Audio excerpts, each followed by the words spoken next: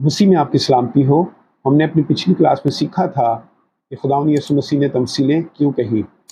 تو آج ہم اس کتاب میں سے سیکھیں گے۔ یہ کتاب اگر آپ منگوانا چاہتے ہیں تو آپ کو یہ فری آف کاسٹ رسال کر دی جائے گی۔ اس کے لیے آپ کو اپنا mobile number, what's app number یا ای میل یا ہوم ایڈریس رسال کرنا پڑے گا، تو یہ کتاب آپ تک پہنچ جائے گی۔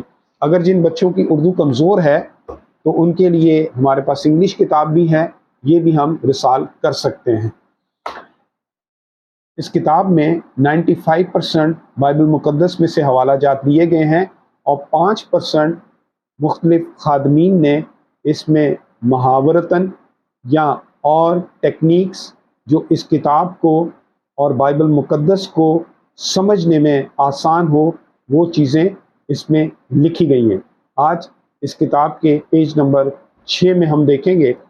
اس میں کچھ یوں لکھا ہے: اس طریقہ کار کی بنیاد دریافت کرنا ہے۔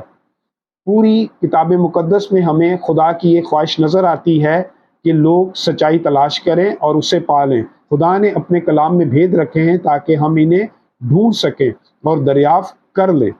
اکثر ایسا ہوتا ہے کہ ان سچائیوں کو دریافت کرتے ہوئے ان کے گہرے معنی سامنے آتے ہیں جو ہمیں شخصی طور پر متاثر کرتے ہیں۔ یہ سادہ سا محاورہ دریافت کرنے کی اہمیت کو ظاہر کرتا ہے۔ اب جیسے یہاں پر ایک محاورہ دیا گیا ہے جس سے ہم بائبل مقدس کو یا پوشیدہ بھیدوں کو دریافت کر سکتے ہیں۔ پہلا اس میں جو نقطہ ہے یا پوائنٹ ہے: اگر آپ مجھے کچھ بتائیں گے تو وہ بات مجھے بھول جائے گی۔ بتائی ہوئی بات تقریباً 30% انسان کو یاد رہتی ہے، اور بتانے کے بعد اگر آپ مجھے دکھائیں گے تو وہ مجھے یاد رہے گی۔ بتانا ہے، اس کے بعد دکھانا ہے، تو تقریباً 60% بات انسان سمجھ جاتا ہے۔ اور بتائے دکھانے کے بعد لکھا ہے: اگر آپ مجھے اس میں شامل کریں گے تو میں اسے سمجھ بھی جاؤں گا۔ ایک ہم گھریلو مثال لیتے ہیں۔ جیسے پلان بنایا جاتا ہے گھر میں کہ آج ہم پیزا منگاتے ہیں۔ بڑی بہن ہو، بھائی ہو، یا ماما یا پاپا جب اناؤنس کرتے ہیں، بتاتے ہیں کہ آج پیزا منگاتے ہیں، تو بتانے کے بعد لا کر دکھانا بھی پڑتا ہے، اور دکھانے کے بعد اس میں اگر شامل نہ کیا جائے تو وہ ایک یادگار لمحہ یا مومنٹ نہیں ہوتا، بلکہ وہ نیگیٹو وے میں تو یاد رہے گا، پازیٹیو وے میں یاد نہیں رہے گا۔ جب بتایا اور پھر جب منگوایا، پھر دکھایا اور پھر اس میں شامل بھی کیا تو پھر ہمیں وہ بات یاد رہتی ہے۔ تو اگر بائبل مقدس میں ہم دیکھیں، پرانے عہد نامے میں مقدس موسیٰ تو جب لوگوں نے کہا کہ ہمیں خدا کا نام بتا، تو جب مقدس موسیٰ نے خدا کا نام لوگوں کو بتایا کہ میں جو ہوں سو ہوں، تو پھر انہوں نے کہا ہمیں خدا کو دکھا۔ اور جب موسیٰ انہیں دکھانے کے لیے لے گیا تو کیا انہوں نے دیکھا؟ پہلے بتایا نام، پھر کہا کہ دکھا۔ پھر وہ دکھانے جب لے گیا تو کیا انہوں نے دیکھا؟ بلکہ نہیں دیکھا، بلکہ کہا کہ موسیٰ تو خود ہی خدا سے باتیں کیا کر اور ہمیں آ کر بتا دیا کر۔ وہ شامل نہیں ہوئے اس میں۔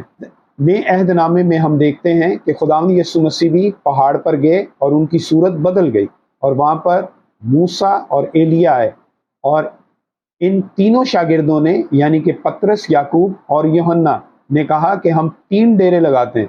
جیسے پرانے عہد نامے میں ڈیرے لگاتے تھے، انہوں نے بھی کہا کہ ہم یہاں پر ڈیرے لگاتے ہیں۔ خدا نے کہا نہیں، ڈیرے نہیں لگانے، بلکہ اس کی تم سنو، یہ میرا پیارا بیٹا ہے۔ اور اس کی شہادت موسیٰ نبی نے بھی دی اور ایلیا نبی نے بھی دی۔ تو جب خداوند یسوع مسیح نے ہمیں اپنے ساتھ شامل کیا تو ہمیں کہا کہ جب تم دعا کرو تو کہو اے ہمارے باپ۔ اپنے باپ کو ہمارا باپ بھی بنایا، اور ہم بھی اس کے بیٹے اور بیٹیاں بن گئے۔ تو خداوند یسوع مسیح نے ہمیں شامل کیا۔ اب آگے یہاں پہ لکھا ہے، بھید دریافت کرنا ایک ایسا عمل ہے جس میں پوری توجہ کے ساتھ شامل ہونے کی ضرورت ہے۔ سچائی دریافت کرنے کے لیے ہمیں سرگرمی سے اس عمل میں شامل ہونا ہے۔ خدا کے بھید دریافت کرنے کا ایک بہترین طریقہ یہ ہے کہ ہم گروپ کی صورت میں اسے دریافت کر سکتے ہیں۔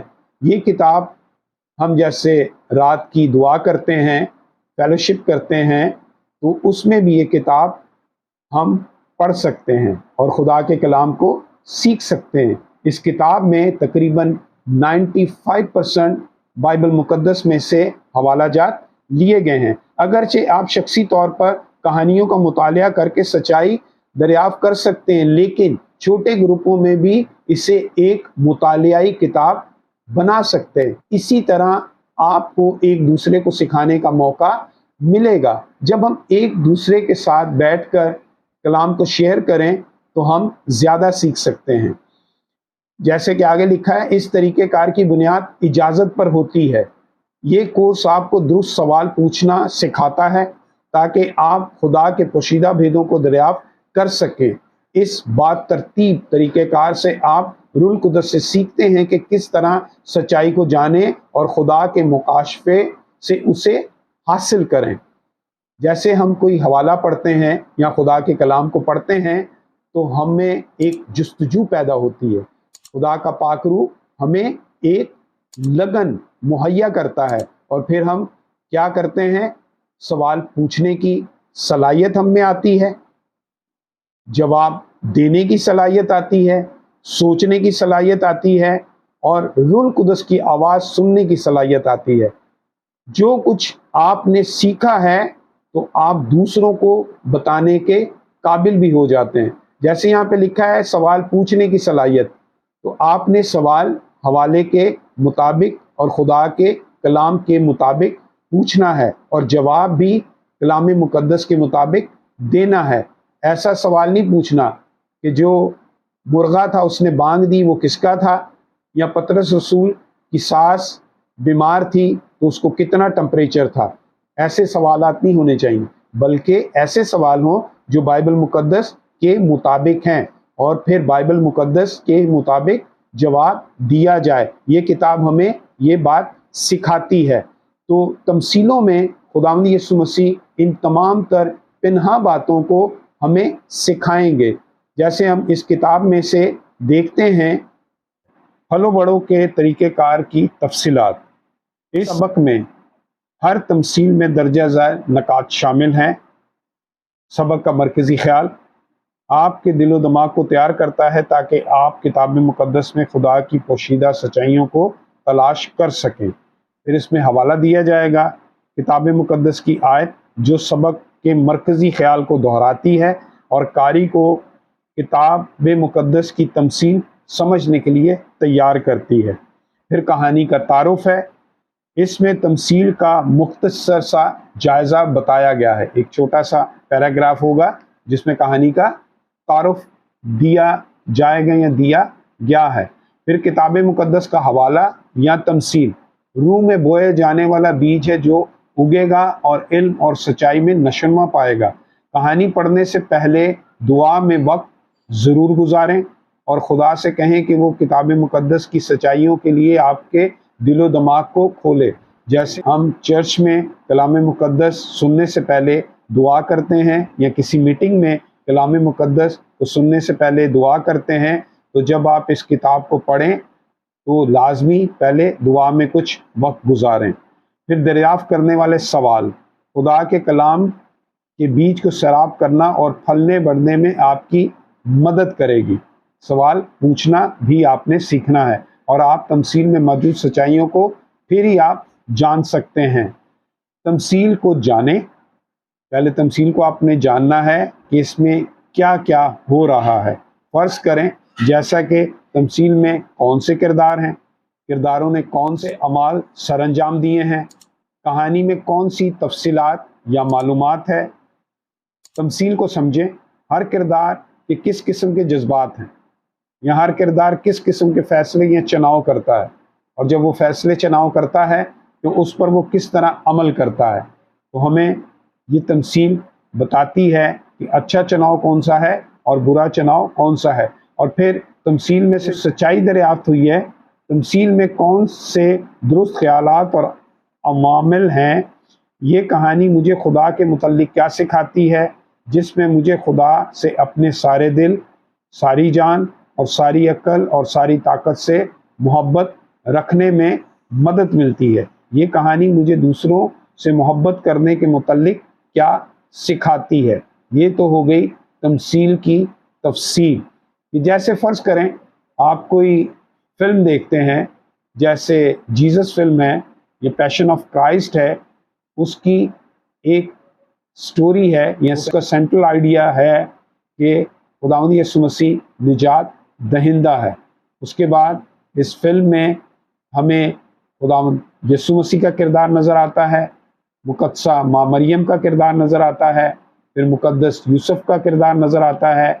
जब ये फैमिली पूरी होती है तो जब कोई भी फिल्म का हीरो जब बड़ा होता है तो फिर वो जब बाहर जाता है तो उसके दोस्त भी बनते हैं। जब खुदावंद यीशु मसीह ने अपनी खिदमत का आगाज़ किया तो फिर क्या बने, 12 शागिर्द बने। फिर 12 शागिर्दों के बारे में अलग अलग उनके ख्यालात हैं, अलग अलग उनकी सोचें हैं, और फिर जब शागिर्द बन जाते हैं तो फिर लाज़िमन कोई ना कोई इस ग्रुप को, इस फेलोशिप को, या इनकी बातचीत के ख़िलाफ़ या इनकी मोहब्बत या यगानगत या यूनिटी के ख़िलाफ़ कोई विलन भी तैयार हो जाता है।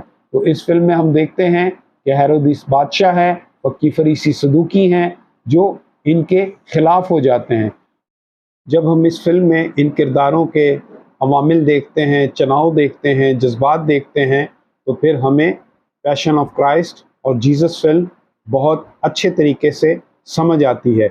जब पैशन ऑफ क्राइस्ट आई और लोगों ने देखी तो लोग बहुत इमोशनल हो चुके थे, क्योंकि उसको बहुत ही अच्छे तरीके से बयां किया गया था।